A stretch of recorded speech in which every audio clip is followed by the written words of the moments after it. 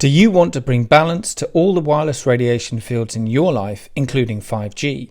The Omnia Radiation Balancer is a small sticker you can stick on any device. It changes the state of the field and creates a new resonance between the wireless radiation and your energy field.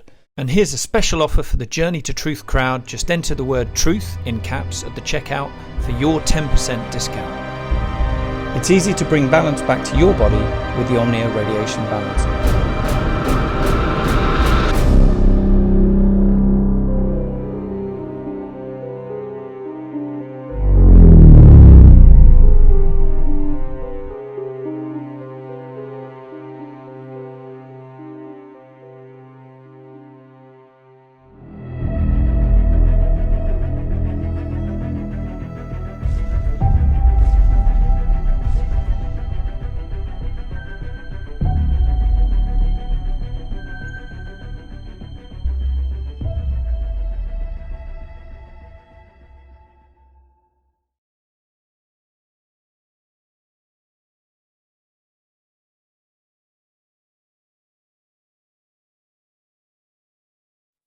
Hey guys, welcome back. A few things before we get started tonight.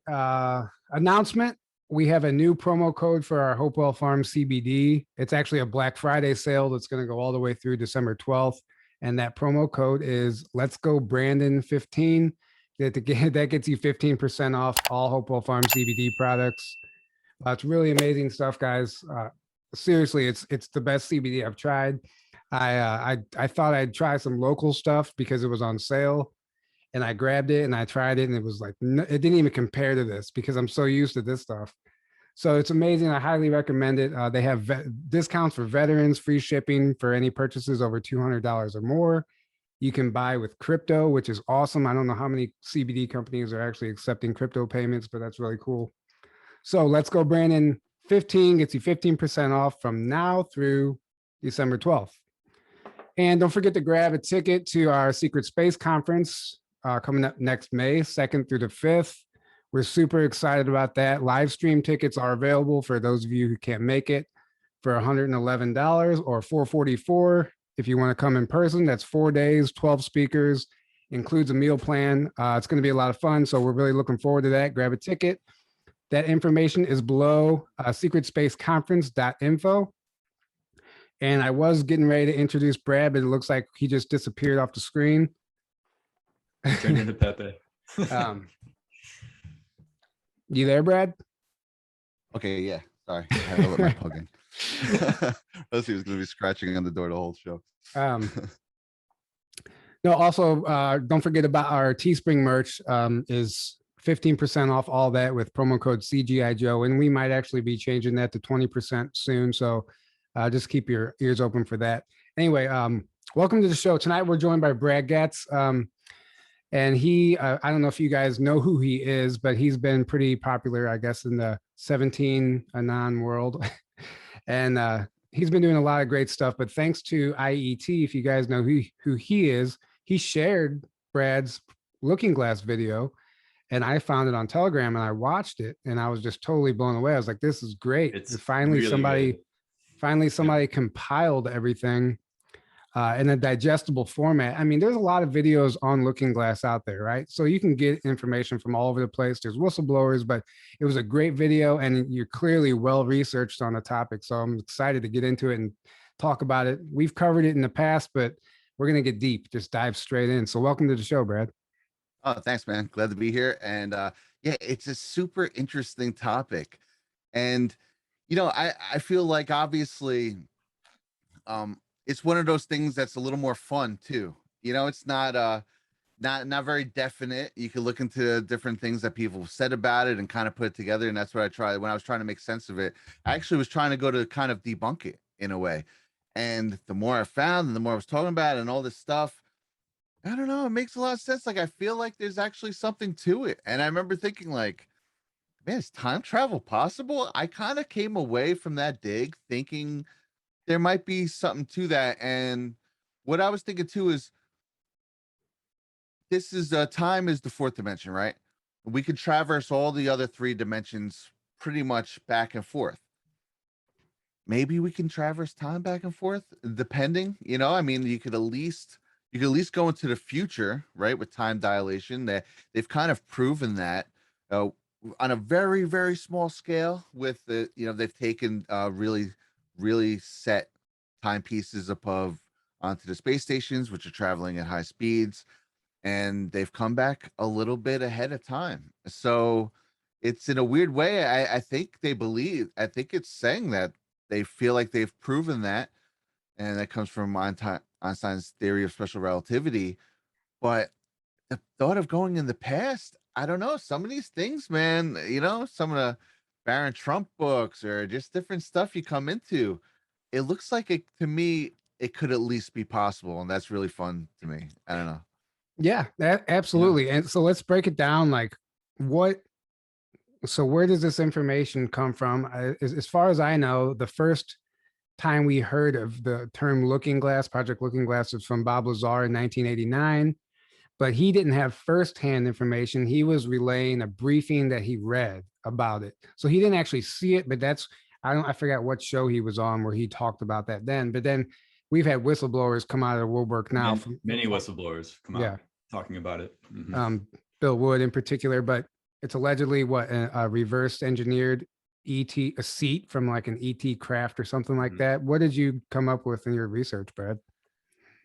Yeah, so I think one of the most in-depth things about it was from Dan Burish, and it's a really compelling interview that was on the Project Camelot channel.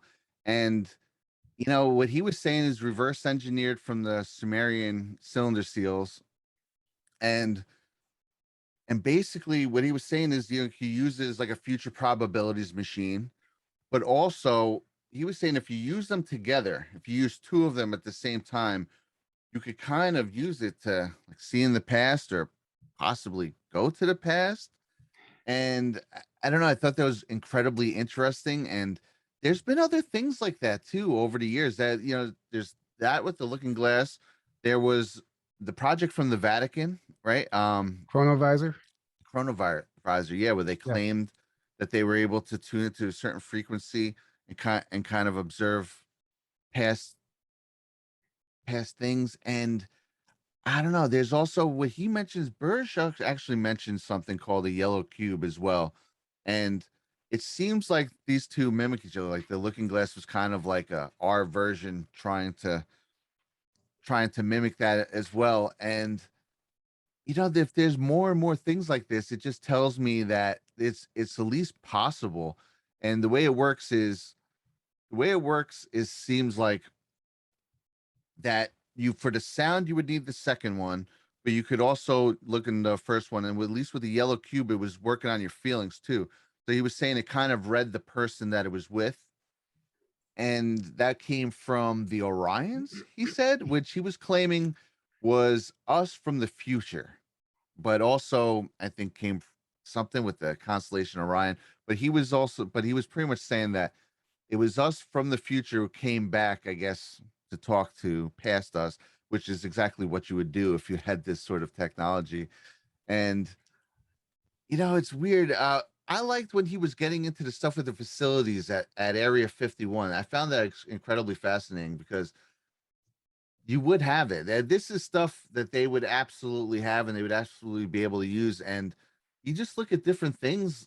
Like one of the things that really got me was some of the Baron Trump books. That's at least what allowed me to consider it all. I don't know if you guys have dug into them with the Ingersoll Lockwood. Yeah. Oh, yeah. We've talked about it. I've never read the books. Have you read them, Aaron? I haven't read them, but I've done research on them, and I've seen other people's research and videos on them. And there's a lot of stuff in there it's either like a ton of very, very interesting coincidences, or there's something there. And your video was one of them. You put a lot of those pieces together. Yes. Yeah. I mean, some of that stuff you just can't. It's almost like.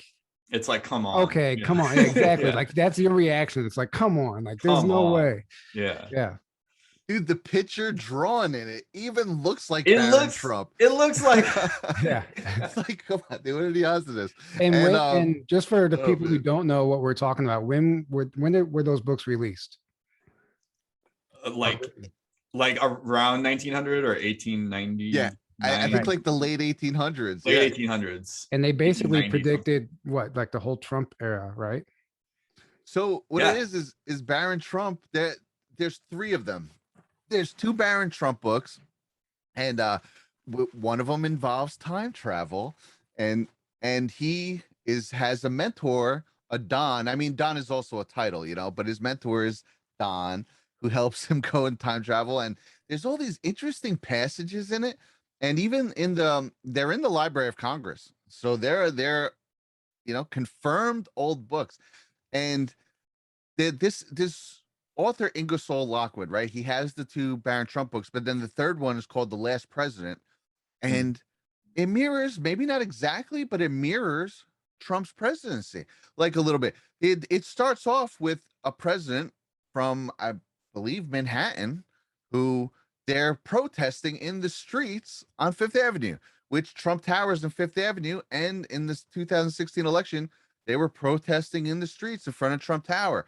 And it's just certain things, and they're saying, you know, he was they were kind of maligning him and lying about him because he was an outsider, that he wasn't like a politician, and just things like that are super interesting. And then Ingersoll Lockwood, you know, he wasn't a nobody either. He knew Abraham Lincoln. He was a ambassador, and this is some of the stuff that really didn't make the video, but he was an ambassador to someplace in Germany. You know, Germany was broken up at the time. I don't know if it was exactly what it was considered. I forget exactly where, but he was like an ambassador. So this is someone who actually knew Abraham Lincoln, was one of his ambassadors, which, you know, Trump, he's brought up Lincoln from time to time. There's a whole interesting stuff. And really, too, I think it's just kind of could be mired with the fact that John Trump, his uncle, who he really admires, was the one tasked with going over Nikola Tesla's works. And Nikola Tesla is rumored to have said there was an old, I think there was like an old newspaper article where Tesla, he was sitting in a cafe, and one of these reporters had come in, just happened to see him, sat down with him. And according to legend, I had looked for the article, and there's a whole chunk when this article is supposed to be where all of a sudden every Nikola Tesla article was kind of removed. And I thought that was interesting too. And apparently, as urban legend goes, he told this guy that he was fried, like frazzled. And Tesla told him, I just saw all time at once, and that he went through some things, some energy thing that kind of sounded a lot like what Andrew Bashaga was describing with the two towers and with the two booms and going through it. And as urban legend goes, that Tesla told him he walked through this thing and he saw the past, future, and present at the same time, and that he was kind of sitting in this cafe a little freaked out about it.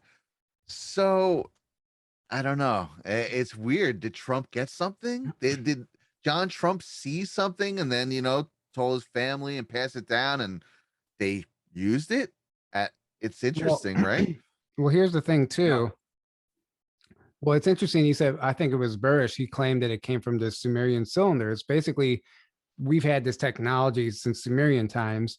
And in the 1950s in Italy is whenever they were coming up, when the chronovisor was apparently developed, and it was eventually handed over to the Vatican, who then handed it over to the CIA. And then we had the Roswell crash, where allegedly this looking glass chair comes from. That's debatable. You know, we don't know exactly where, but the chair comes from Kraft, allegedly, and it's reverse engineered. And it basically, I think it's described like it recreates like the pineal gland in a way. And it, like how we can see things through our pineal gland, it creates a physical version of that you can project onto a screen, basically, or something like that, right? Yeah, I believe it was they called it the Montauk Chair, and they took it out the island, and they were working at it out of Montauk. And there's some stories. I believe one of them was Al Bielek, who claims he went into the future, and he kind of got stuck there for a little while. You know, some of these, it's funny because some of these people I was listening to a lot of testimonies before, you know, I was deciding like, all right, what do I think I want to put in the video? And some of them, you know, they're a little scatterbrained a little bit. But I feel like if you went through it's weird because part of that made me feel like, all right, this actually might not be reliable. But then also thinking about it, I felt like, well, if you went through an experience like this, wouldn't it scatter your brain a touch? I doubt you'd come out exactly the same. So it's interesting to me. And yeah, I think the Montauk Chair, there was kind of it was kind of linked up with the Philadelphia experiment, and he was claiming that people had wound up with the Philadelphia experiment. They had wound up on this ship, like kind of embedded in walls and stuff. Like it was like not a clean transfer and things like that. And so this is all these different technologies over the year, right? That talk about similar things, which tell me that it's definitely possible. And between those three, the Looking Glass, the Montauk Chair, the Yellow Cube, and actually N4, I guess, and what Bashaga was talking about when he was doing jumps in Edison, New Jersey with his father. I don't know. I don't see why, when you really think about it, why not? Why not? Why wouldn't we be able to traverse these things the same way? I think it's at least possible. Now, obviously, we've never seen it, right? We haven't seen it by eye. So you can't say 100%. It's Right. just a fun theory at this point. But the more and more you dig into it, the more and more I dug into it, I don't think it's out of the realm of possibility. There's too many dots to connect, and there's too many whistleblowers at this point. Like that's what was cool about your video. You played some clips and you you got a chance to hear these people talk about it. And at some point you just have to decide for yourself. Either these people are lying or they're not. And right. And you have to do your own corroborating research and see, okay, where can I find this somewhere else? And in this case, you can find it in a lot of places. It shows up, and we have little bits and pieces of evidence that pop up. When we put it all together, it paints a picture. And then we have other whistleblowers that talk about time travel programs and stuff like that. And if you really start connecting, putting them all together, to me, it actually probably is likely. And if you're going to attempt an operation like 17, you'd almost be foolish to do that unless you had some type of technology, because otherwise you might as well just be some dude in your basement, because you're not gonna stand up to this cabal unless you have an upper hand. And let's get into like some of that 17 connections with the Looking Glass. Yeah, so there was something that was interesting I found when I was making that video. They had made the post, right? They had said Looking Glass. Now, Looking Glass, there are different things that are named Looking Glass, of course. One of them is also the planes, the Doomsday planes. That's an Operation Looking Glass. So it could have went in a few different directions, but most of us, the consensus was that it was going with this. And one thing I thought was, so I dive into this, right? And a bunch of people were, I'm sure you guys are diving into it in real time too at the same time. And so I dive in. I kind of like consumed my life for like a month, like researching and writing this video, and it was like all I could think about. And it was like I kept finding more and more stuff. I literally went into thinking like, all right, come on, time travel, and then I came out like, oh my god, I think this is true. So when I came out of it, someone shows me a post, and I remember thinking like, dude, I was reading them all in real time. And I don't remember this post, so I don't know if it was a little nod to all of us who were looking into these things, but it was interesting. I could pull it up show if you have it. here. Yeah. Let me get this here. And okay, go ahead. So it was this. So someone shows me this and says time travel is fun, and I remember, so this is from earlier, right? I believe the original post was from either November or December of 2019. We all dove in. I think it was November, because then I wound up finishing my video in early December of 2019. And I remember being like, I don't remember this post at all. And the post, it linked to this status from Enoch. And let's see, where it said, where we go, one we go all.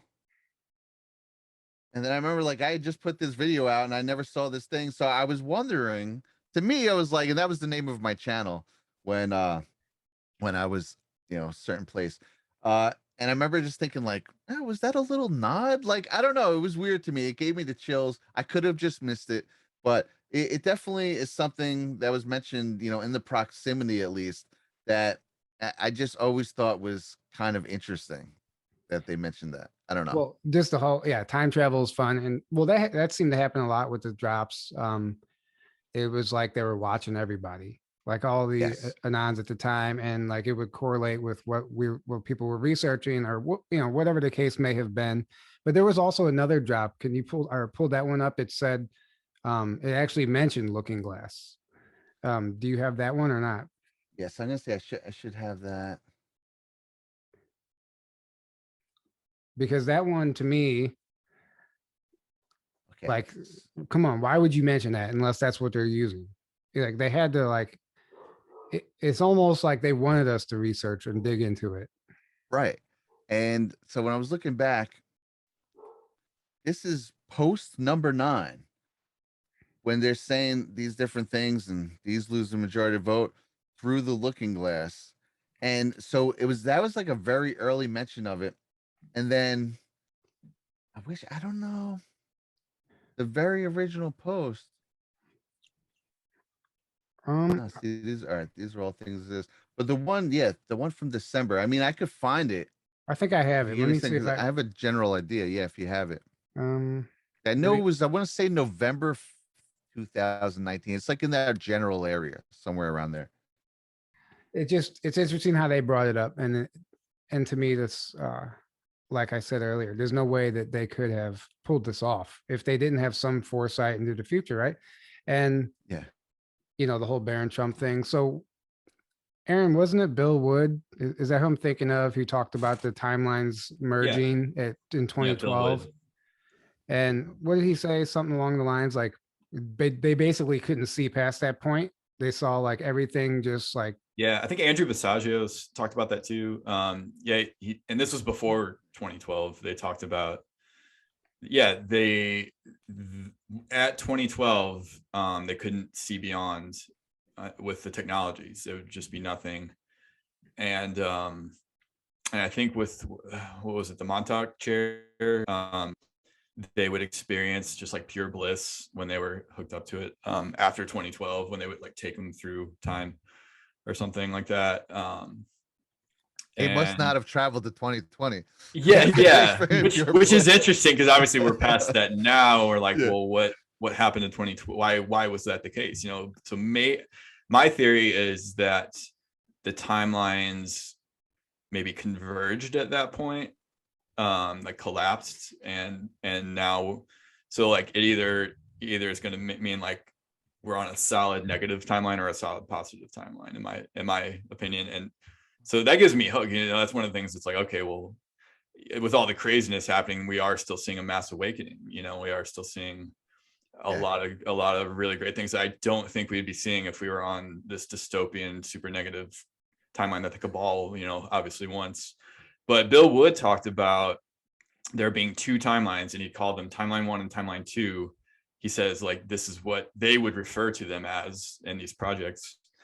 And so what he said, timeline 1 was like the ascension timeline or the awakening timeline, which I believe we're currently on. And it's interesting that they call that one 1. Yeah, and they call that one 1, not the one they want. So it's almost like that's the natural timeline, and they're trying to steer us away from that to the timeline they want, which they call timeline 2, which is where they're, they not only stay in control, but the control just keeps getting more and more. And then, the whole transhumanist agenda, and go down the rabbit hole with that, that's what they want. Yeah.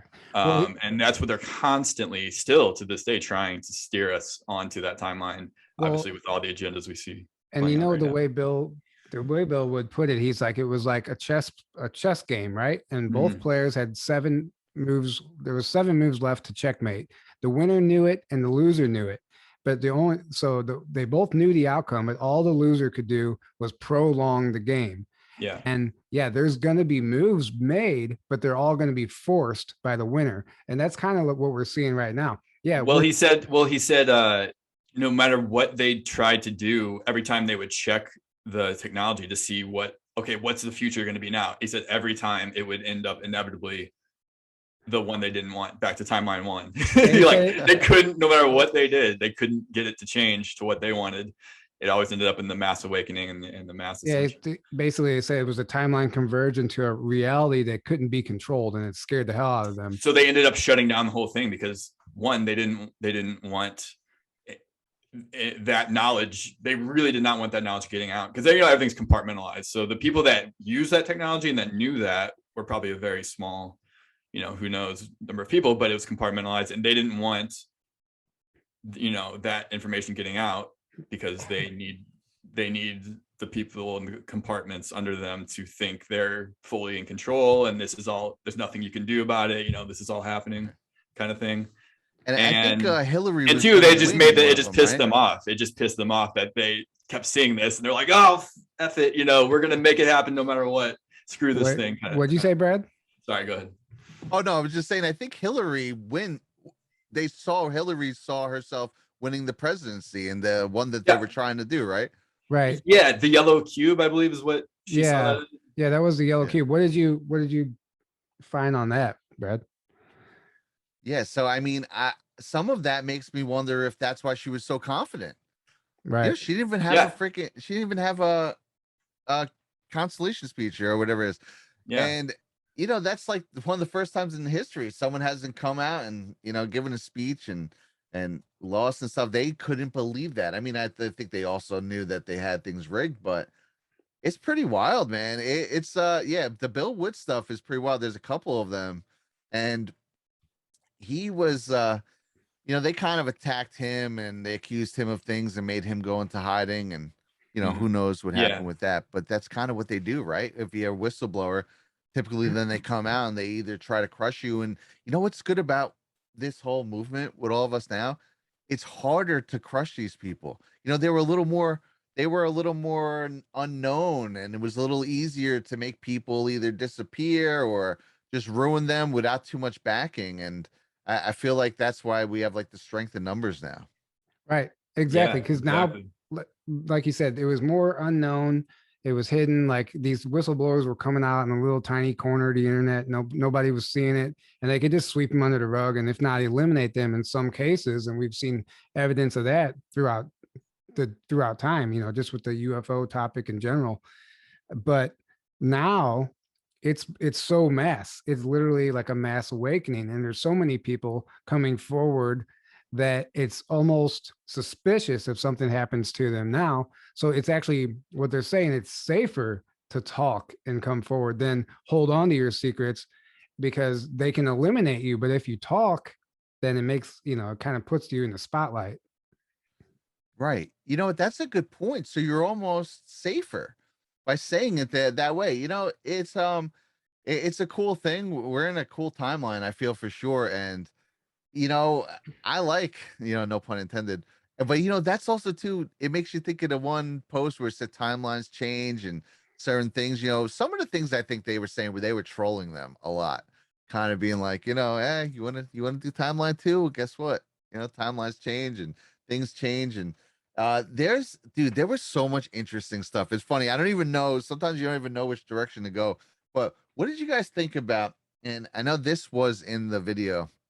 If I can share my screen again one more time, with the Ingersoll Trump a pocket watch that was a limited time, and this was a limited release around the time that John Trump was looking through Tesla's papers and stuff. And this is the exact sort of thing. This is the exact sort of pocket watch that in the Alice in Wonderland that he's carrying. Right. So and Q has 17, damn it. Yeah. Has reference has referenced. That's why there's an edit button. Yeah, exactly. Yep. Has referenced the white rabbit, right? Rabbit. Yeah. Follow the white rabbit. Right. What follows the white rabbit.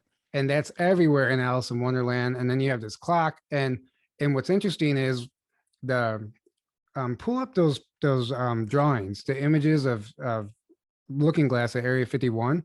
It's called Alice's Floor, and according to whistleblowers, above the door to that room, entering that room is a white rabbit.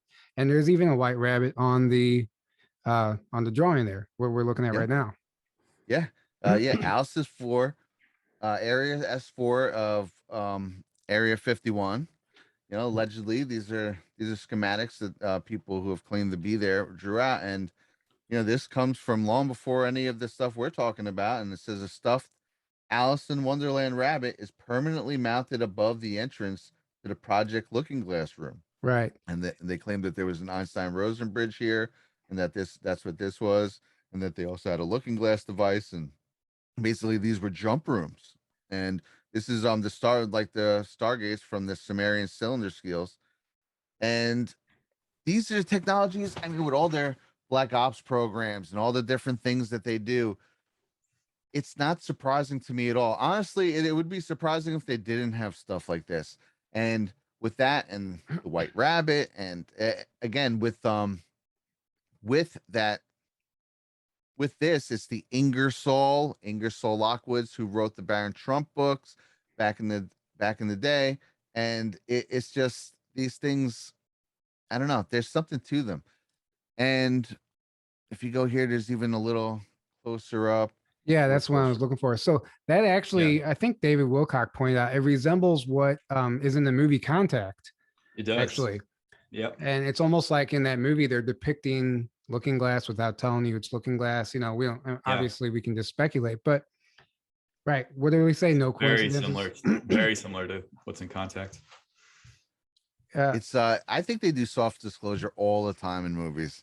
I think you know, there's a lot of people, whether it's to do soft disclosure or they're just like, hey, you know, look at what I know, kind of having fun with it, and like kind of knowing that a lot of people don't know what it is. And it's just I don't know, I would, you know, if I was making a movie and I kind of knew some things that I was privy to, sure, I would throw it in. There's actually a government program called a Continuing Public Acclamation Program where excuse me, by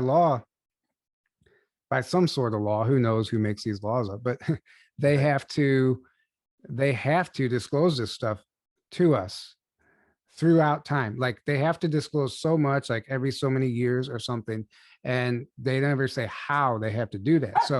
So we might be getting direct disclosure from some of these movies without even realizing it. And I've heard even people claim, obviously this is all with a grain of salt, but some of these movies, when they're filming in, like, let's say an underground base or something, it's not actually a movie set. Sometimes they are filming an actual dome that we just assume is a movie set. Like there's that much disclosure sometimes that is directly in front of our face, but we just write it off as a movie, you know? Yeah. I wouldn't be surprised. That's wild. Imagine that you're watching something, it's they're actual dumbs or actual, even like a craft. You know, I wouldn't put it past them. I know they have these down UFOs. It's almost for certain. Now, Bill Cooper talked about that a while ago, you know, that he had saw tons of things, that they were saying things in the Roswell, and that one of the reasons why there was the thing one that happened right after Roswell, one of the reasons why they tried to hide that crash, because they were found they found body parts on the craft. They realized that they were probably most likely doing experiments on people. He claimed that ET was based on an ET like called EB that they had. Yeah, the Ebes or the Ebens. Yeah. Yeah. It's pretty wild. There's a lot, and I don't know how familiar you are with our channel, but we've gotten, you know, as deep as it goes, you know, as woo as it goes. And but you know, we've covered a lot of that, and it's interesting. Love it. It's interesting, like, well, people claim that Looking Glass also, you can actually teleport with it. I've heard that claimed also. It's also a teleportation device. Yeah. Which would make the Ingersoll Lockwood books make more sense. Like if somebody like came to the future or something and saw what happened, came back and wrote about it, like everything's not out of the realm of possibility anymore. It's just, it's like we're living in a science fiction movie. Dude, we really are. And I'm glad you brought that book back up, because actually I have some things here that I really like, some things that I had saved from the book. If you give me a chance to get it up here. Yeah. that I think you'll like. First of all, I have the picture of Barron where, dude, it literally looks like actual Barron Trump. Let's see. Yeah, it's like eerily similar. Yeah, it's like it's him. Yeah. Yeah, it's like, okay, that looks exactly like Barron Trump. Like, Yeah, look here, right like, there. dude, Right. they're like the same nose, the same, Yeah, the same face. Like, that is like stuff like that is the same things that eyes. really, blow my mind a lot. And then, all right, this is something that I thought was interesting. Chapter 19 and 20. Now, this is obviously, these are obviously I didn't buy a book from the 1800s. These are reprinted. But 19, instead of doing the I, it's a T. Interesting. So 19 and 20, if you take out the T, that becomes 20, and the T be kind of like Trump 2020. It's like, right? Yeah, why would they just randomly put a T? I mean, I guess that could just be an accident, I don't know, but Mhm. this is another thing that I thought was weird. This is from, I believe, his Marvelous Underground Journey. It says, Anon, right? A group would hold it. This, to me, all right, I'm gonna read this. Tell me if please. this doesn't draw parallels to kind of the way we all formed together in a weird way. So it says, Anon, a group all join hands and begin to exchange thoughts by lightning-like pressures, tappings, and strokes. When others would dash against them, break them apart, and confusion would reign greater than ever. But gradually, I noted that some sort of order seemed to be coming out of the movements of this mad throng. Here and there, groups of 3 and 4 would form and clasp hands. Then these smaller circles would break and form into larger ones. I noted, too, that this ever-increasing circle was formed on the outside of the panic-stricken crowd. And as it grew, shut them in. And so that when a fleeting Sopsody, that's one of the groups he's talking about, hurtled up against this steady line, his terror left him at once, and he took place in it. In a few moments, the madly pushing, jostling throng had disappeared entirely, and the whole city was girt round by these long, steady lines. The great circle had been formed. Wow. Like, that gave me chills, man. At first, I was like, popped out, I'm like, oh, Anon. I know you mean like Anona group. I know that's just a way of talking from back then. But just that word was put in there. And then I'm like, that's kind of how we had our few friends at first, we'd be like, oh, look at this. And we'd start doing things. And then we kind of like got bigger groups, and the circles got bigger. And then all of a sudden, we're this big connected community. The Great Awakening, the Great Circle had been formed. I don't know, that specific passage, and there's a bunch of passages in here that I thought were interesting. That specific one kind of gave me the chills. Yeah, that's incredible. I just sent my dad a text because he was reading a book from like 79. I think it was in the 70s or 80s. It's like some Native American like bear tribe book. Has nothing to do with anything, but they were talking about like future prophecies. This was in the 70s or 80s, and it talks about in the awakening times, a white man would come wearing a red cap and talked about wearing a blue, something like a blue. I forgot. He's going to send me, he's going to be home in 10 minutes. He's going to send it to me. I'm going to read it to you guys, but it's mind blowing. Like it's an accurate description of Trump. And that's awesome. Amazing. Yeah. And this is in like some like book that you would never expect it. Like no researcher is even going to find it. You have to be into this specific like Native American tribe or whatever. Random book. Wow. He sent it to me a while back. So hopefully he'll send it to me shortly. The Native Americans, I feel, were very tapped into like the ether and the spirit world. For sure. Definitely that whole thing. Every indigenous group was, every single one. Yes. Right. I think they purposely severed our ties from that over time. I think there was a concerted effort to do that. Why do you think they've all been killed off and attacked so heavily? Yeah. Right. Well, I mean, we've been pushed or steered away from that life, from that reality, I should say, because they were able to do things that we're told aren't possible, you know, as far as like they were connecting with ETs and like just spiritually, they were like going on journeys and stuff. And now they're just, you know, whatever, being suppressed. Yeah, I think they were very in tune with just different senses that we had and different abilities that we've had that have been cut off from us. I've said this before in the past, I've always felt like, you know, the European witch trials of, you know, like the 1600s and stuff. And I mean, clearly there were people doing things, you know, it's not like we're talking about cavemen here. They, you know, 1600s, there were people, they were great thinkers of that era. And, you know, I think that has a way, I'll call them all witches and heretics and stuff. And then anyone who still has a connection to some of these spiritual things or things they could do, and, you know, basically burn them at the stake and make people afraid to do that stuff. And then, you know, time goes by 100, 200, 300 years. And now we're just reading all these books from back in the day where people are going to wizard school and stuff. Like it's a normal thing. And like, they really liked their wizards back then. Like, I don't know. Why is it in every single book? Yeah, you know, like exactly. Like it's not like myth and legend isn't myth and legend. Can you make take the screen share off unless you have something? Oh, my bad. Yeah. Oh, sorry. What was I gonna say? Oh yeah, we just did an episode on the witch, actually the history of the witch, and we started with the European trials and came all the way current. But they were absolutely afraid of these women. They would do whatever they were doing.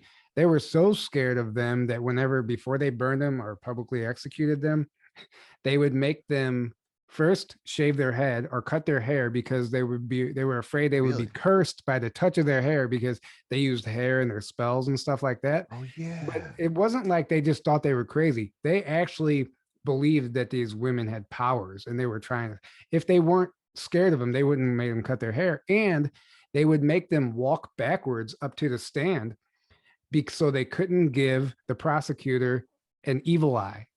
So they would have to cut their hair and walk backwards before they were burned or hung or put in the Iron Maiden, to basically, which is like being buried alive.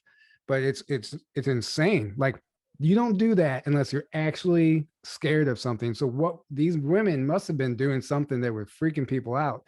And they were probably just tapping into a higher consciousness, which is how Looking Glass is described. It allows you to tap into basically a higher consciousness. Yep. Yes. Yeah. And you know, maybe that higher consciousness allows you to do things. Maybe that world is very not quite as limited as ours is, you know? Right. Exactly. Yeah. Exactly. No, it's not limited at all. I mean, I think our true potential, we could do, like, I don't even think we understand our true potential. Like, we could be using the force and flying around and Dude, what if that's soft disclosure? You ever see a documentary, is a very quick little thing from the 80s on this guy called Johnny Chang, and he's doing things on camera. They had heard the legend of this guy where he's literally, he lights a piece of paper on fire, he pushes a chopstick through the table, and there's a couple things, and they said, like, at one point this guy got weird and he says, my master visited me in my sleep last night and he says I shouldn't be showing off with this stuff and I have to retire. And, you know, it was very, like, because I think he did it during a dinner. They were during dinner and he was like having fun, and he pushed a chopstick through a table and one splintered and hit someone. Didn't really hurt them, but, and then apparently he said the next day, he goes, my master reprimanded me and said I shouldn't be doing this first place, and I'm sorry. But this guy's on camera doing some crazy stuff. He was lighting up light bulbs and stuff, and this is like an 80s camera, you know what I mean? Like this, it's not like, so I don't know, it certainly makes you think. And same thing with like those witch trials, they were definitely doing something. You know, we're not talking about Neanderthals here, we're talking about just a couple hundred years ago. And even King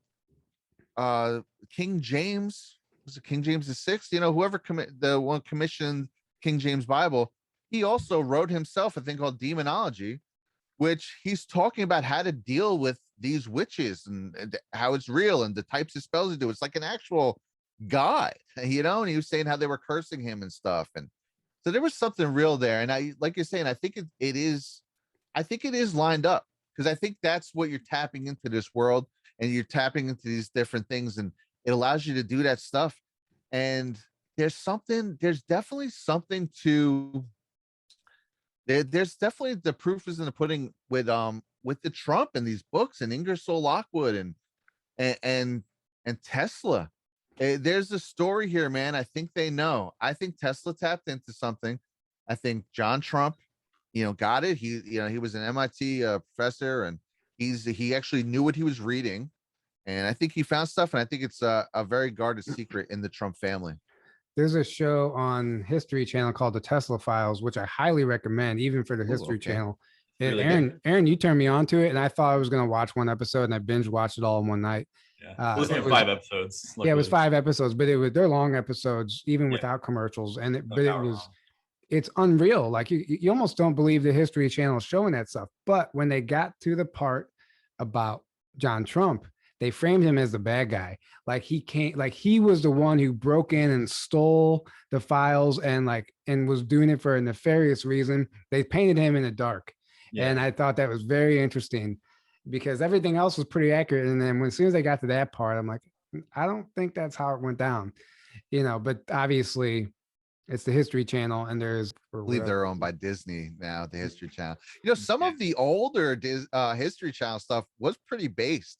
There was a lot of cool stuff that we've all learned from the History Channel. There's a lot of amazing stuff in this. There's Ancient Aliens is an amazing show, except it's similar to that, where it's like 95% of it's amazing, but then you got this, they'll like slip in something, or you're like, and it's clearly like still an agenda, there, even though 95% of it's fantastic.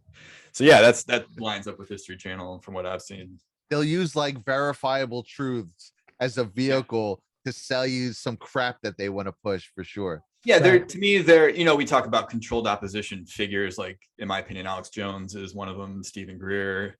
To me, History Channel is a controlled opposition channel or platform or whatever. So it's like they know people are going to wake up to this. So what they want to do is round you into their controlled pin of information, so you never go past that, and then you also get some disinfo, and that they want to keep you at this certain level and believing certain things, and hoping you never go past it. Which unfortunate for them, most people, they'll start with Ancient Aliens, they'll start with Stephen Greer or Alex Jones, but then they move past it, like I did when I had my awakening. Those were all part of it. Well, kept going down the rabbit holes, and then I saw, oh look, they put in some disinfo and what they're saying to the agendas became obvious once I got to a certain level. And that's a good point, Aaron. Everything that we get into we should be a stepping stone. Even 17, we just can't marry ourselves and sit with this stuff forever and live in the past. It's a stepping stone to further research, to further evolution of consciousness, and it's really just all the awakening never stops. You never just get to a point okay, I'm done. Yeah. And if you do that, then you're being duped, because if you think you've reached the end, you haven't. You're basically making it into a religion at that point. If you're following a certain person or certain information or whatever, and you can't allow yourself to question it or to look at things that go past that or they even contradict it. Not saying don't believe anything first off, but to consider information that's, then you're basically saying, nope, I've already found the truth and I'm done. My journey's done. Mm-hmm. Which I'm sorry, but that's never true. That never. Dude, there's so much stuff we'll never. You know it all. Exactly. That's what I liked about that operation, because it wasn't just them barking stuff at us.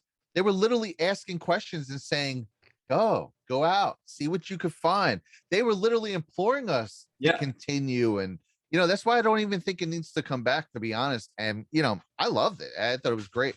But it was they told us to do a lot of stuff, and a lot of things that get a tone to it, they actually never even said. They told us to go look at something, and then we'd come back and be like, bro, did you see this? Look at this. And then we'd all be looking at it, they were like, oh, that's conspiracy theory. These are your own CIA documents, guy. What do you mean? But we would have never known to look in a certain spot if they didn't implore us to. So I like that. I feel like that actually was set up for growth and for future digs. Yeah, that's the thing about 17 is that literally it's telling us to think for yourself and do your own research and don't just believe it things because I'm saying it or anyone else. And It's the codes that's part of the main message. And some of the codes, when you plug them into Google search, would pull up books. They would lead to certain books on disclosure. Yeah. So it's like, okay. And they would be all about, I think one of them was even a Dr. Sala book on the secret space program, like even crazy was a stuff. David Wilcock book. Yeah. Yeah. And speaking of SSP, so, this is something we cover a lot on the channel. And Johann Fritz actually talked about Looking Glass quite a bit. And he had the same, so he went over the same images you did, but he talked about, he has his own memories and his own testimony or whatever. Take it all with a grain of salt because, we just don't know, but it's compelling and there's a lot of dots to connect. But he claimed that they would use Looking Glass to view their mission before they did the mission. So they knew exactly what to bring on the mission. Even if somebody got hurt, they would know what medical supplies they have on hand.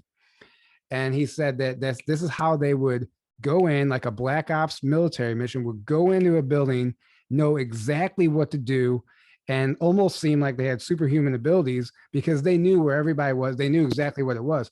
But he said what could throw it off, and he made this mistake himself, was if you make a decision that's not what you saw, if you make a decision that it can literally change the outcome of the whole mission, and it's not going to be what you saw.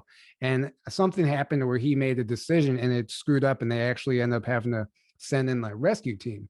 Now, this is just his story.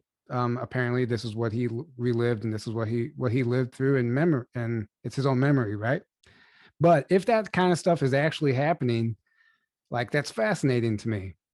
And it would make sense that if you have some black ops military that has to go infiltrate a facility and you had access to this technology, why wouldn't you use it to ensure that you're not going to fail?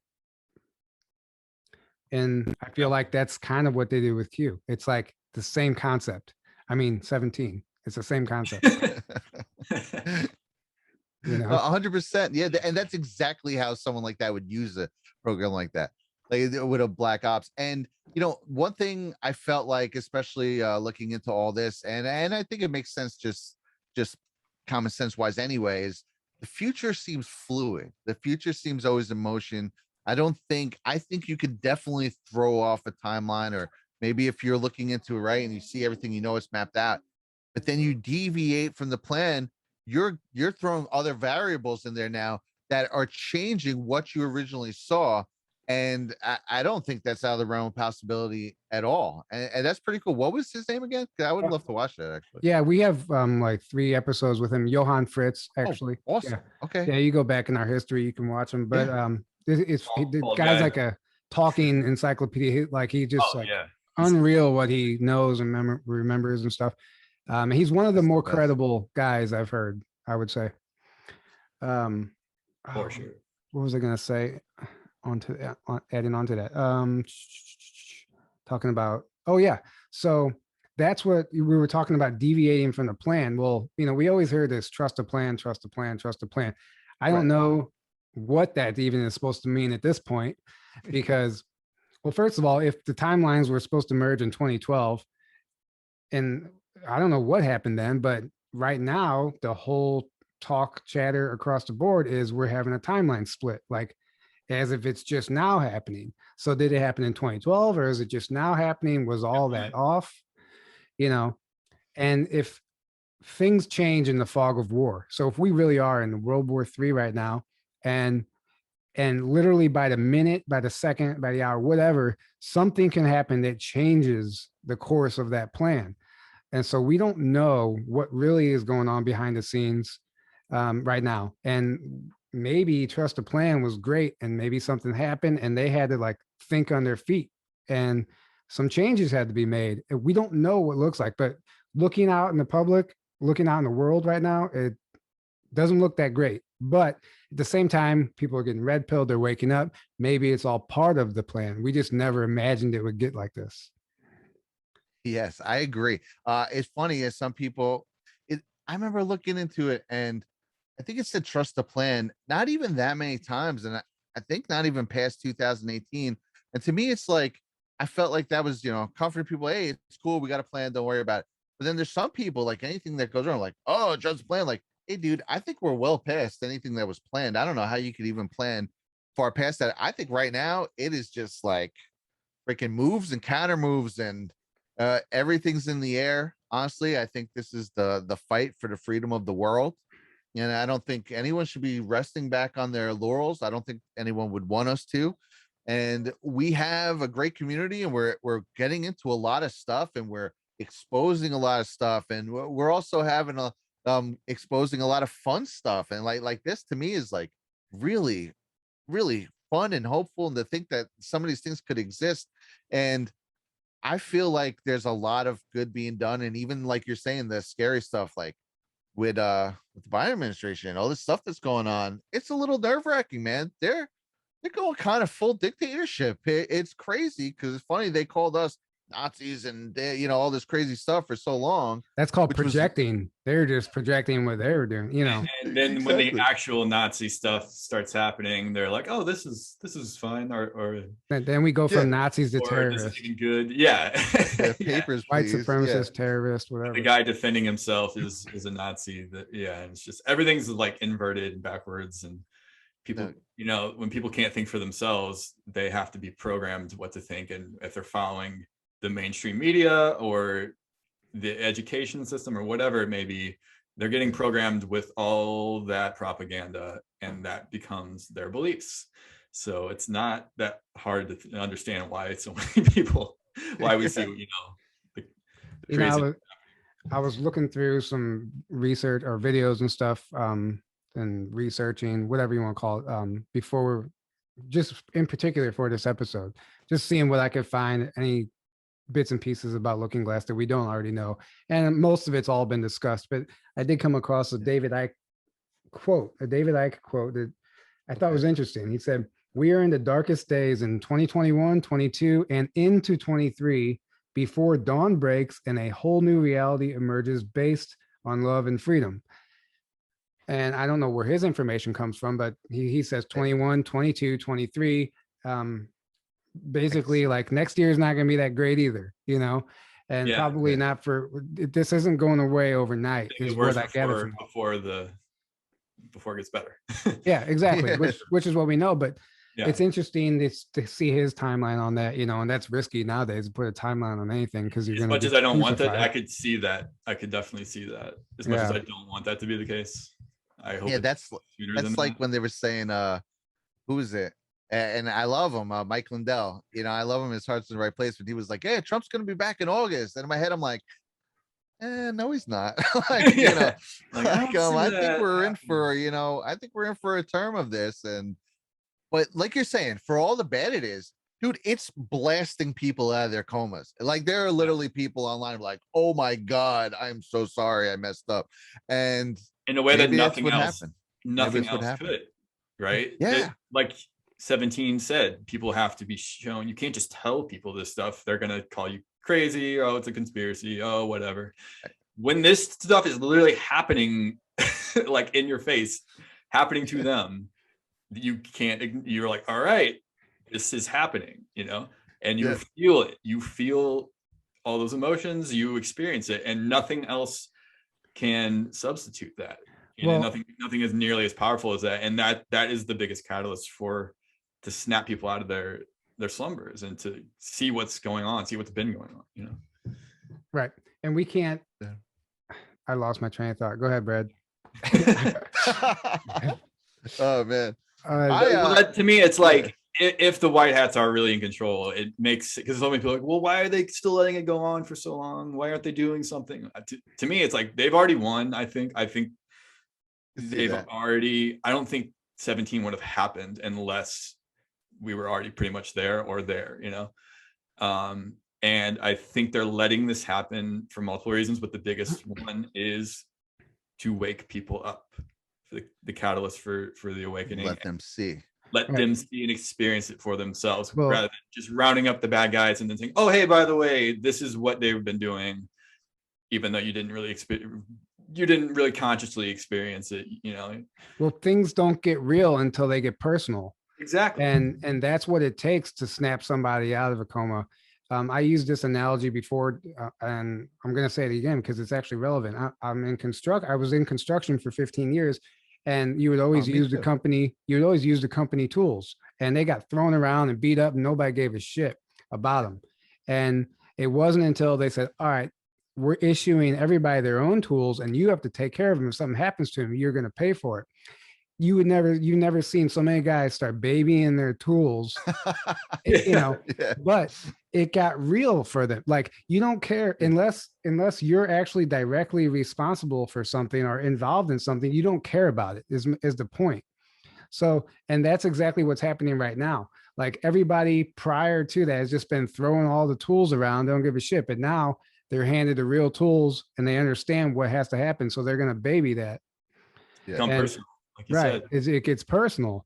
And this is what it looks like. And let's face it, you're never going to break free from your comfort zone until you're uncomfortable.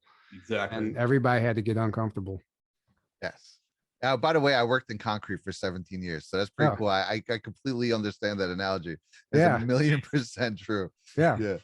Right. It's so true. It's funny though. And it's sad because we just take everything for granted, Oh yeah. Everything for granted.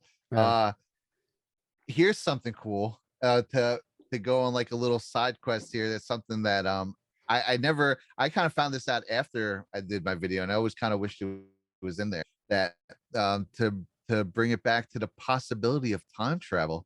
If I go into something like that, if I could share my screen. Yeah, please. Yeah, please do. So Frederick Trump, this is Trump's grandfather. He was actually traveling to California for the gold rush and stuff, and he wound up to Seattle, but he went through California around the same exact time. There was this thing called the Sonora Club. This is Sonora, California. And in this club, someone had found an old book, and where they're making schematics for like air machines and time machines, and a lot of them say Trump. And this is supposed to be like a school, and it says these are drawings from like the 1800s. Wow. Trump 45. What? And these are like schematics of like they were making time travel machines. Wow. Arrow Trump 45, 89 Trump. And these are like, they're just old schematics. And this is the Sonora Aero Club. And I just think this is fascinating, man. And this always reminded me here of talking about soft disclosure. I don't know if you guys ever watched Star Wars, but this always reminds me of Yoda's craft at the end of Star Wars 3. Yeah, when he lands on Dagobah. It does look like that. Yeah. They might have done that on purpose. Like you were saying, it's funny you mentioned the Force before. I feel like that's a little bit of soft disclosure. I've always wondered, like, if we can do stuff like that. Totally. And it just lends itself to it. And this is an old thing that they had found with all these things from the Sonora Aero Club. And like I said, they're talking about time machines and air machines, and they say Trump on them. And that's the exact time that Frederick Trump was actually traveling through. He would have went through Sonora, that general area, to get to Seattle. So I don't know. I always felt like that might be a little piece to the puzzle as well. And, I've never, that's new to me actually, and that's fascinating. Yeah, I thought this was pretty cool. This is the guy that wrote it, Charles Deschaux. Okay, between 12 notebook period between 1908 and 1921, but I think he was referencing stuff, from the 1800s, right? His notebooks recount his time living in a boarding house from 1854 to 1859, when his neighbors included the members of Sonora Aero Club. The club appointed him their scribe, and who was just they were like going into all these stuff and airships and different stuff that are along these lines, kind of along the lines of things we're doing. And the fact that they don't mention Trump or anything, but it's just on these pictures, on these drawings, that on these air machines is Trump. And this one is the best, when it said Trump 45. I was just like, I remember getting chills seeing that. It's just so random that why it's Trump so it's so random that it means that nothing is random. It means it's not random. Yeah. Right. I mean, exactly. like that. Otherwise, Just like, it's what is why? that? If it's all true, what does that tell us about reality? Like, in reality, what does that tell? Is it as steady as we think? Right. Exactly. Yeah. Like, Exactly. are we in some sort of, is it more fluid? You know what I wonder too is, how did Trump know to go to Manhattan? I don't know where you guys are from. Are you from the East Coast or West Coast? Oh, you're from Midwest. California, right? St. Louis, Midwest. Missouri. Yeah, Midwest. St. Louis. Yeah. So New York City, right? New York City is like the island of Manhattan, and then there's Queens and Brooklyn and Long Island out here. A lot of people in the 80s, they were staying away from Manhattan. Manhattan right now, people think of it as like a tourist destination. You go to Times Square and it's like going to like Disneyland stuff. Dude, like in the 80s, it was literally, you went to Times Square, it was all peep shows, hookers, and you got stabbed and robbed, basically. And Manhattan was like it was kind of like they had done to Manhattan what they had done to like Detroit and all these other cities. And Rudy Giuliani just saved it in the 90s. That's the only difference why Manhattan is the way it is now, as opposed to all these other cities who unfortunately have stayed, kind of like beaten down by Democratic policies. But Trump is one of the reasons. Trump in the 80s, he's one of the literal reasons who saved Manhattan. And how did he know? He went, everyone told him to stay away from Manhattan. And he said, "Oh, dude, do not build there." And his father, was doing buildings in Queens. And he said, "No, Manhattan's a great place. I want to return it to grandeur." And he started doing things, and he was making these grandiose buildings and putting like a lot of work into them, where it was kind of like people were like, "Dude, you're like throwing your money away." And he didn't. He's one of the reasons, and people started following his lead and rebuilding Manhattan essentially. But how did he know? That's how he made a fortune, because he was able to buy them pretty cheap. Some of these things somewhat cheap because no one wanted to touch it. It was like freaking, it was like go get robbed land. But how did he know? I feel like they've had this technology, man. I feel like it's been in their family. Well, And if- you can if see it little goes windows back to the to- past. You can make a lot of, or little windows to the past or future. You can make a lot of money. If it goes back to Sumerian times, I mean, who knows what the hell is going on? Yeah. There's a guy who. Well, first of all, I want to say something. Just because I know we're going to get the comment, we always get comments from Trump haters like, "Why do you guys keep putting Trump on a pedestal? Trump is not your savior." Blah blah. We know that. We've got Nobody's BDS people that follow us, unfortunately. Oh, we do, Yeah. and it's true, and it's a very valid point. Nobody should be. The whole savior complex thing has got to go, and it's up to us. That's like what we're realizing right now. And even if Trump came back, it's not like he's going to save the world, right? But you know what it's going to do? It's going to be a morale boost for the entire world. And can you imagine just how the consciousness will shift into a positive direction if we have somebody that you somewhat feel safe with in power? That doesn't mean he's going to do anything in particular to save the world, but what he stands for at this particular time is more than what he actually is going to be doing. And yes. 100%. You know what? All right, I'll say this. And I think you guys like this. First of all, Jesus Christ is my savior. That's and I'm sure Trump would agree with that and all that stuff. The reason why I talk about Trump a lot is because, dude, he started all this. But back in like 2014, if you were online, if you said anything that wasn't like completely liberal, everything they're pushing, you were ganged up on. And then he started running in 2015, and he started giving them a freaking taste of their own medicine and telling them what the frig was up and letting us know, like, oh man, you could say that to these people. And then we start speaking up, and then we realize, oh God, there's a lot of us, Right. And then it started this whole community. And this dude, for as much as I know there's people who don't like him, and that's fine, that people are entitled to their own opinion. But this dude has done more to me. It's not that he's a savior to me, but I really respect what he did. He knocked the cabal back worse than, in my opinion, anyone's done in 100 years. This guy was the biggest thorn in their side, whether people think whatever reason they think he was that he did it. I just think that he was the sober guy at parties looking around being like, oh my God, these people are sick, Right. And he did it. This guy went in, he infiltrated Washington. Through 17, they popped us out as much information as they could while they were in there. And he gave them a piece of their mind and gave us a lot of confidence and built this whole community. And so he's not my savior. Like I said, Jesus Christ is my savior and always will be. And Trump will never have anything, or no one will ever have anything on him. Greatest man that ever lived, the greatest, more than the man, obviously.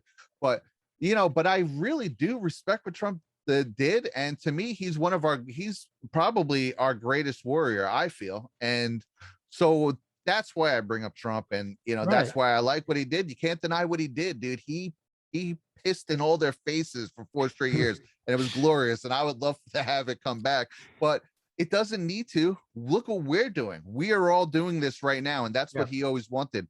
So, exactly. Whether it comes back or not, I feel really good about where we are and where the world is going. Well, and if he was the last president, and we know Biden is like illegitimate on all levels. Like it's as far, I mean, everything down to the man himself, if it's even him at this point, like what if somehow I don't think any of the Bidens we're seeing is actually right. I wonder, like, what if somehow, like, I'm not saying Trump is like still in power. I don't know what's going on, but like the last official legal president, right? Right. So like Biden doesn't even count. I don't care. I don't care what anybody says. Fight me. Like Biden is not the president. Like, and going back to the deep state that's in power, essentially. Right. He's a puppet, obviously, and most politicians are. And there's arguments that Trump is too, and maybe he is a puppet, but for somebody in the light, you never know. If Trump was a puppet, I mean, listen, anything's possible. If he was a puppet, then they really messed up by putting him in there. Right. Yeah, talk about he definitely wasn't a puppet of the deep state. That's for sure. That's what I mean. They didn't spend 4 years attacking one of their own. They don't. That's not. Right. Yeah. So I'm sorry. That's not that viciously. Sorry, guys. I don't care what you want to say. That's going back to Looking Glass or even coronavirus. So I watched a video this morning. Oh yes. I was just trying to catch up on this stuff, and they were talking about how, I don't know if it was Looking Glass, it might have been Yellow Cube or whatever, but they described that if you were to go back, a lot of it depended on your belief system. And they specifically use the analogy that if you were an atheist and you went back to the crucifixion of Christ, you wouldn't see anything. Really? And it all goes based off your belief, and it talks about how we create our own reality. So, but it said if you were a Christian or whatever, you go back and you would see the crucifixion. And apparently one of these guys did just that. He went back to the crucifixion of Christ and took a photograph. And this photograph, this guy was showing on the video, and it's like, it's either real or it's not, but it's very interesting. And it shows Jesus with a few other people, not crucified, but it's a photograph of basically the modern depiction of what we imagine that he looks like. And I don't know the validity of that at all. Obviously, I don't know how that works. If it could be bullshit, but it was interesting. But the photograph was taken using chronovisor tech. I do know that, because once the Vatican got a hold of it, they wanted to go back and see if these events actually happened. And one of the places they went was the crucifixion of Christ, and they apparently got a photograph, and it was in this video. I was looking at it. I was like, who knows? That's pretty wild. You're right. I do remember reading about the photograph, and if you're able to tap into these frequencies, right? Like they were doing it a lot with frequencies like Gemelli and then the coronavirus. There's a lot of things with that. There's even, we've heard right now they're starting to do things with they feel you can do healing things with different frequencies and different stuff. And what if this is the tap into the world? You talk about self-disclosure. There's been movies with, like I think the movie Stargate, right?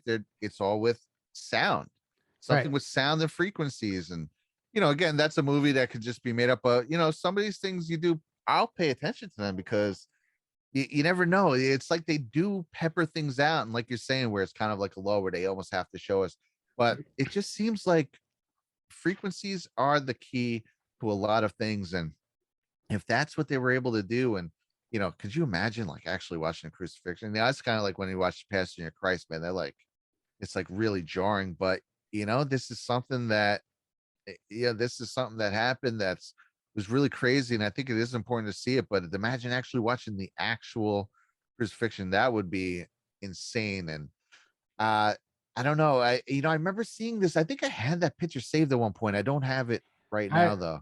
Yeah, You have I'll it? I would put love it. I know to where see it's at. So whenever we upload this, I'll put it on the It screen is so people okay. can see it. There you go. Yeah, no, it's worth That's awesome. it's worth looking at. Yeah, because people are like, "Where's the picture? I want to see the picture." I already know the comments. Yeah. Oh, definitely. Right. No, it's interesting. I don't know, man. It's to me, it's just the Stargate movie you were talking about. I think Yeah. that is probably real. Like, I think that is just showing us disclosure. Actually, In the Jordan said, show SG-1, which is a continuation of the movie, Right. they're going to all these different planets and meeting all these different ETs and stuff. Yeah, I guarantee, and it's happening out of that Cheyenne Mountain base. well, there's here, Air and here's the Force. thing. Here's the thing also, Aaron, there's tons of articles right now coming out about this technology being disclosed, but it all gets swept under the rug. If you're looking for them, you're going to see them, but no mainstream sources covering them. They're not making headlines, but these articles are being released and they're admitting like, hey, time travel is probably possible. Parallel timelines, all other dimensions, all of this stuff, portal technology. There's real articles by credible people coming out and disclosing this stuff, and it just gets swept under the rug. Not many people are paying attention to it. And I could take one of those articles and put it on social media, and it's just like crickets, either shadow banned or what. But it's like no one is even cares. Kind of like into 2016 when like every single mainstream media outlet was talking about the what was it, Luis Elizondo, when he came out with his stuff saying, wasn't that what that was? No, and they not all were like, hey, the government's been studying UFOs this whole time. Yeah. I think Well, you're and talking now about they admitted it. But it was like things were real but then now. at that time it was like the event that the UFO community for so long was like basically saying they were waiting for and thought would be this big deal, and it was like giant yawn. Are you talking about the 2017 New York Or Times? was it 17? Yeah, Yeah, it was, 2017. It was sorry. December 19th, 2017. It was a I got New the York year Times wrong. article. Yeah. Yeah. And it was like, But it was like hardly anyone was like, oh yeah, whatever. Either like, oh, we already knew that, or It's so crazy. okay, who cares? Like, well, that's just how you're talking about the 3 videos, right? He released 3 videos that he said they had that now have been verified, that the Pentagon's come out and said are real finally, I think last summer, right? TikTok and whatever else. Yeah, exactly. Like they're claiming it's real, but there's obviously limited hangout there. But we know there's we're not going to get disclosure from the same people who have been lying to us, because there's right. There's blood on their hands. There's treason. People have literally been killed over this topic before. But to me, it's funny that they did that. The deep state or whatever, thinking, oh, this is going to be such a big thing, and everyone's going to, and then everyone's just like yawn. It's like, yeah. We're like, okay, are you gonna show us like real stuff or like expand on this? What it comes down to is they're not going to blackmail themselves. But exactly, and that's why they'll never go deeper than that, because they would have to. That's why that report was such a nothing burger. It was a dud, because what they're trying to do is, like I said, they have blood on their hands. They don't want any part of it. So what they're trying to do is pretend like the military is totally unaware of all these black budget programs. Yeah. And they're gonna point when stuff does get disclosed. They have their hands free. They're free from any involvement, and they get to point their fingers at Lockheed Skunk Works and all these other companies and say, oh, it was their program, not the military. Yeah. So they're they're not held accountable for lying to us. Exactly. Yeah, right. That makes a lot of sense, and kind of covering their bases, because they've been peppering things out. They have been peppering things out. They also said that they've been working on that. They've had these reverse engineered things, and didn't they just say like last year also that they are in possession of UFOs, that they have downed crafts that are not from this earth? Yeah, exactly. And then there was the Israeli I forget, some minister, whatever. Galactic Federation. Yeah. Yeah. The Israeli thing that talked about the Galactic Federation and how we were in contact with ETs forever. I mean, and that just kind of got swept under the rug too, you know? Yeah. And that was like the Canadian Minister of Defense who had come out years ago. He said the same thing. Yeah. He said, oh, you know, we're aware of. He said that for years. Yeah. He's been saying it forever. Years. And, you know, if you start putting all these things together, it's pretty much like, yeah, it's there. You know, there's no way around. It's funny. Like I have all these, you know, my first love was always looking into like UFOs and aliens and stuff like that. And, you know, all through like the 90s and 2007. That's why I really like the Ancient Aliens. The Ancient Aliens shows you things that are just undeniable. And like you said, every now and then, you know, they'll shoehorn stuff in. And I think a little less in the beginning. You know, there were things on the History Channel, I think when it started, that they actually were able to get away with, and until there was like a little more commandeered. But when John Podesta shows up on it, then you're like, what? Like, give me a break. Yeah. It's like you're giving this guy stage. Okay. Like, you know who you work for, you know. That's the worst, dude. No, there's a lot of good stuff there. Yeah, I agree. But there's some good stuff. And you used to tell people, like, I'm sure you guys did the same thing. You would tell your friends, you'd be like, oh, UFOs, haha. And you'd be like, dude, there's like 1 million UFO videos.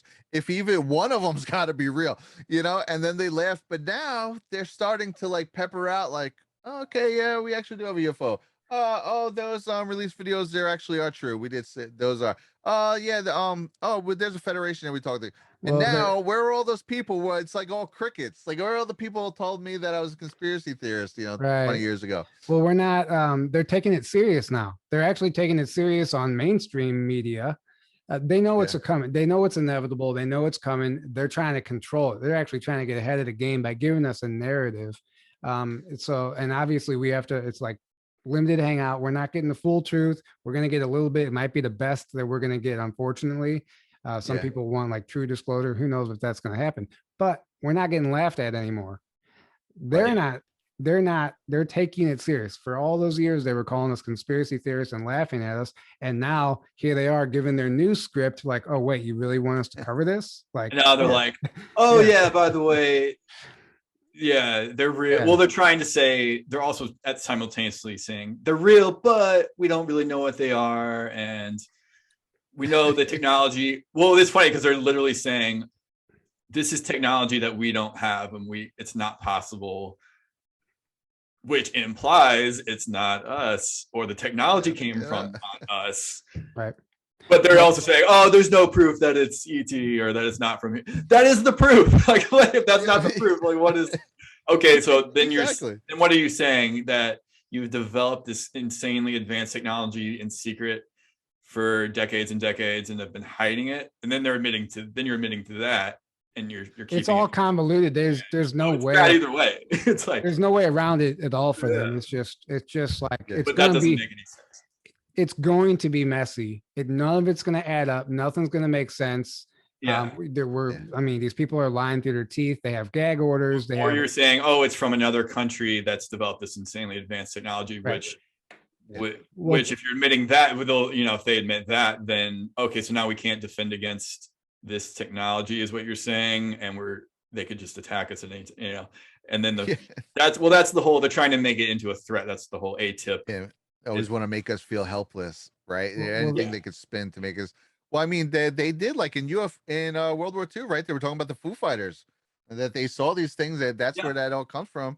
And you know what? I would love to see the real news. The real news. It's all the fake news. But I would like to see one of these things that tout themselves as an actual news organization explain Puma Punku. I mean, you say, you were saying you did construction, right? Yeah. Those are such precise cuts. I mean, you need like a diamond blade for that, and like actual like exact drill holes and things like this in these blocks. You just can't do that. I mean, I don't know, or maybe I'm being naive. Even the diamond blade wouldn't do it. Like the Great Pyramid, the pyramids. First of all, I say we know because I truly believe that there's some sort of sound technology involved with levitating these stones. And there's actually evidence of that nowadays. They're selling items on Amazon where it's a hovering, whatever it is due to sound. Like it's a pad that creates a frequency, and like your phone or something will just hover there. You just put it there. There's even a UFO out there, like the little UFO toy. It just hovers above this plate. Yeah. Like the technology is even coming out in our in home items. But you mean to tell me if it's on our desk, they haven't tried to replicate that on a large scale? They've already done it. They're just having fun with it now and, you know, turning it into toys. Yeah. 100%. But yeah, like you said, we've been finding now for decades and decades all over the planet, all these ruins, all these things that were built that we can't do today. So what is that and the mainstream narrative is that they were done by these primitive, we're the pinnacle of technology and advancement, and they were just primitive back then. But they built these things that we can't do today that are like, so, like you said, so precise that we were clearly like a technology used. You can't even put a piece of paper in between the bricks of the pyramids. There's a piece of paper.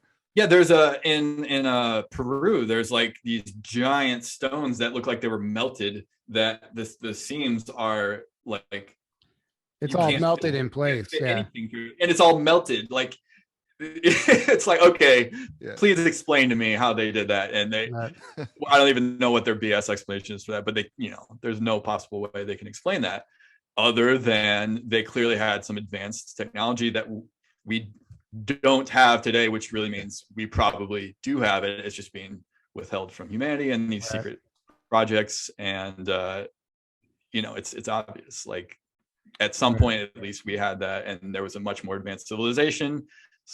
There's all this evidence that a massive catastrophe happened. There's tons of evidence of that, and 100%. They got wiped out. And you know, there's rabbit holes there, but like clearly there was a much more advanced civilization that existed thousands of years ago. Well, that's why some people think that like the second coming already happened, and we're now living in the post-apocalyptic era. They say like I've heard that's part of the Tartaria theory. Like there was all the advanced civilization, whatever. Like, it was the second coming already happened, and now we're just living out the post whatever apocalyptic times or whatever. This is the end of it, and then we're right at the beginning, at the dawn of the new age. And like, so we're never gonna see that second coming. Actually, that's a theory of Tartaria. Yeah, I mean, I could see that. Whatever, you know, I do know we're at the beginning of a golden age, or whatever you want to, the new earth, whatever term you want to call it. I do believe we're at the beginning of that, but we're at the transition from the old age of enslavement and control. Right. And that's why everything's so crazy right now, because we're like the old systems trying to hang on for dear life and kicking and screaming, and then all the mind controlled people from that system are still going around like doing their stuff. And then you've got the awakening happening, and the new energies coming in, and and it's like chaos. It's like you got this chaos happening, and it looks really scary. Obviously, like that's just what's gonna happen from that, you know. Right. No way around it. Exactly. It's inevitable. But it's happening. Yeah. The good news is it's happening, and it's inevitable, in my opinion. It's an evolution of consciousness that cannot be stopped. Exactly. Okay, so actually my dad just sent me the picture of that book we were talking about earlier. Actually, the book is called The Bear Tribe's Self-Reliance Book, and I'll put pictures of this on screen, which is not what you would never look to this book for research about, you know, whatever, Trump. And it says, it is known that our true white brother, when he comes, will be all powerful, and he will wear a red cap. Like, what is that even like? That's wild, dude. Yeah. He will be large in population and belong to no religion but his very own. He will bring with him the sacred stone tablets. Great will be his coming. None will be able to stand against him. All power in this world will be placed in his hand, and he will come swiftly and in one day get control of this whole continent. Hopi have been warned never to take up arms. That's awesome. You know, and everyone who kind of tried to say all the fake news and all the things that tried to go at him, literally he laid waste to them. You know, he's so quick, and they're so dumb, some of them. He exposed them for what they are. Like everyone, he's like, he made it obvious that the news is fake and it's controlled, and there's just agendas, and that he was a threat to that. So that's why they were attacking him and attacking everything he was doing, saying. Yeah, just it's the one of the whole, most So eye-opening obvious. things Those ever. folks that aren't, mind controlled and under these dogmatic, political beliefs and stuff. just It became obvious. It's like, oh wow, look how fake the news is, and look how much they're just propaganda machines and not actual news. Like it's so obvious. 100%, dude. 100%. right. Yeah, And just the and whole fact now that we're they the say, news now. We just are the- the news. yeah, exactly. We are the news. Just the fact that they say a white man with a red cap, With a like, red cap. Yeah. It's like, and oh, like, I mean, it's hilarious. And the date of this book, I forgot. It's not on here, but I know it's from like the 70s or 80s. It's an old book. So That's wild. yeah, That's wild, dude. Yeah, you can. That's just like certain things like that, man. I feel like people, whether they realize it or not, or don't, they tap into, the ether or whatever you would call it. And I think some people, they get a little more prophetic things, whether they realize it or not. They don't always know that that's what's happening, but I think that is what happens, which would suggest that time isn't linear. If you can, these people, like Edward Casey's of the world and different stuff like that, that would suggest that time at some spot in some dimension can be happening all at once, which actually lends itself to the looking glass, which lends itself to the possibility of traversing time in reverse or in forward and not just in a regular linear path, which would open up everything. And I think it's pretty interesting. And that's why I love this topic. I think this topic is absolutely fascinating to me. well, that's what Bill Wood said. He said it's a coming to the reality that time isn't linear. I remember him saying that. So yeah. it's true. Yeah. Exactly. Brad, what's up, man? What else? Where can people find you? What do you have going? What do you have coming up next? You just spoke at do you speak at that conference in Vegas? Yes. I just spoke at that conference in Vegas. There's going to be another one in February. I believe it towards the end of February. That should be cool. I'm going to be speaking at that one as well. It's you can find my work too at logicalbrad.tv. I like to dip into a lot of different things. Obviously we could talk ancient aliens and time travel forever if you wanted, and Right. then or also I cover a lot more, the politics, and I cover a lot of stuff. But I've been doing a lot of digs. Like I just released I just redid one of my documentaries, Population Control, about Edward Bernays, and kind of like how they've put in the place of how they kind of control everything. And it's pretty systematic, and how they went into that, dive into that. And then another one called that was called Propaganda. And then one that I just released in September, Population Control, which is about something that we're not allowed to talk about, and here. And but you can find those at logicalbrad.tv. And I just love it, dude. I just love searching for truth and having, stimulating conversations, and, just the thought of even talking about the possibility of, using a looking glass and, look at future probabilities and going back into the past and stuff like that is just so fascinating to me. And that's, just one avenue of a bunch. And, I know you guys on your channel, the same thing, you go down a million different avenues. It's cool, man. It's like these are some of the fun parts of the Great Awakening. It doesn't always have to be so stressful and crazy, but that's why I like what you guys do. And I don't do it quite as much, but when I do, I definitely enjoy it for sure. Right. And one thing you said that stood out is the stimulating conversations. That right now, that's the type of stuff that feeds us. And every time you have a conversation like that, it's a reminder of what we're doing here. Like that's why I love doing the show, because how many times do we research something, look into something, and then it's mind blowing, it's fascinating, and you just go on about your life and you almost forget about it.